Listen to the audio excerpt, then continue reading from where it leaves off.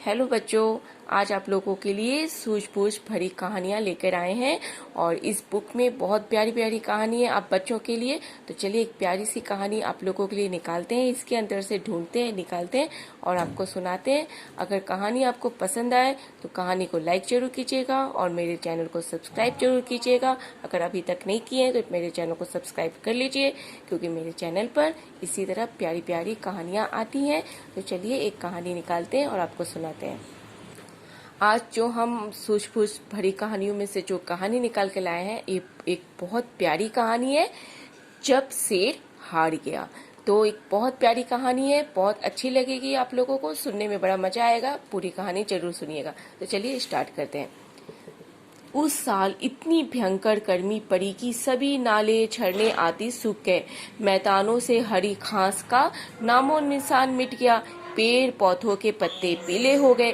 गर्म हवा के साथ धूल भी उड़ती। फूल तो कहीं दिखाई ही नहीं देते थे।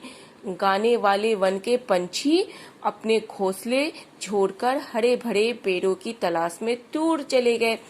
जंगल के जानवर प्यासे मर रहे थे। वे पानी की तलाश करने निकले। बड़ी मुश्किल से उन्हें पानी का एक सोता मिला, लेकिन उसमें से भी बहुत ही कम पानी निकल रहा था। है ना, वो चारों तरफ आपको सूखा सूखा दिख रहा है, तो है बहुत ही कम पानी निकल रहा था। शेर ने सलाह दी कि वे इसकी गहराई तक खुदाई करें ताकि उससे ज्यादा पानी निकल सके। भेड़ियों को छोड़कर अन्य सभी जानवर उसकी बात मान गए। भेड़िया आलसी था, उसने अन्य जानवरों के साथ काम करने से इनकार कर दिया था। जब सोते का सुराख काफी गहरा हो गया और उससे पर्याप्त पानी निकलने लगा तो जानवरों ने कहा, हम इसकी रखवाली करेंगे और भेड़ियों को यहाँ से पानी नहीं पीने देंगे, क्योंकि उसने काम करने से मना कर दिया था। वह यहाँ आने की हिम्मत कैसे कर सकता है? शेर ने गरज कर कहा, मैं उसे खा जाऊंगा। मैं इसकी रखवाली स्वयं करूंगा। कुछ देर बाद भेड़िया खुशी से उछलता हुआ वहां आया। वह पानी की तरफ ना जा कर शेर के पास जाकर बैठ गया। वह शहद से भरी हुई एक शीशी लिए हुए था। है ना, शहद से भरी हुई एक शीशी लिए हुए था। मैं प्यासा नहीं हूँ, भेड़िए ने शहद चाटते हुए कहा। शहद इतना मीठा है कि मैं पानी के बारे में सोचता ही नहीं हूँ। शहद से भरी हुई शीशी को देखते ही शेर के मुंह में पानी भर आया। उसने भेड़िए से कहा, मुझे जरा सा शहद चखने दो मित्र। भेड़िए ने उसे थोड़ा सा शहद दे दिया। अब आगे देखिए। ओह, कितना स्वादिष्ट है, शेर ने कहा। मुझे थोड़ा सा और शहद दे दो।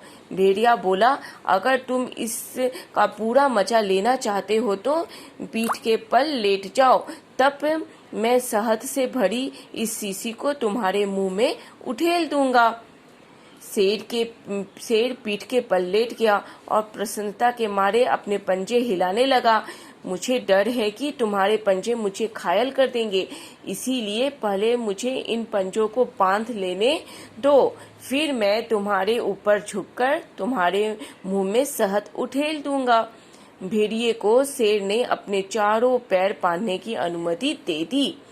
शेर के पंजे बांधने के बाद भेड़िया उसके मुंह में शहद डालने की बजाय पानी के सोते की ओर चल दिया।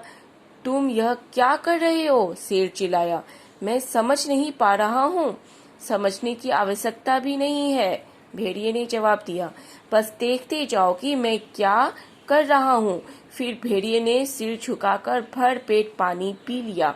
जब भेड़िया पानी पीकर खुशी खुशी वापस जाने लगा तो शेर गरजा, तुमने मुझे धोखा दिया है, तुम्हें कड़ी सजा मिलेगी। भेड़िया ठठाकर हंसा और बोला, पहले अपने बारे में तो सोचो कि किस तरह मैंने तुम्हें बांध दिया है।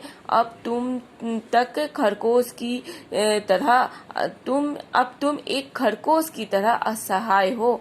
और हा करता वह हंस दिया। शेर गहरी चिंता में पड़ गया।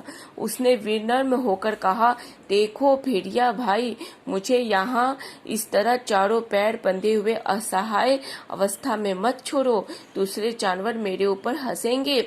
ओह, मेरी इज्जत का सवाल है। मैं तुम्हें यहाँ से हमेशा भरपेट पानी पीने दूंगा। भेड़िया ने उसके पैर खोल दिए और उसे कुछ शहद भी खाने को दे दिया। शेर ने भी अपना वचन निभाया और उसे वहां से पानी पीने की अनुमति दे दी। तो आप लोगों को ये स्टोरी कैसी लगी बताइएगा जरूर, और कहानी अच्छी लगी है तो लाइक जरूर कीजिए। तब तक के लिए बाय बाय, नमस्ते। अपना ध्यान रखिएगा, खेलिए कूदिए और मौज कीजिए।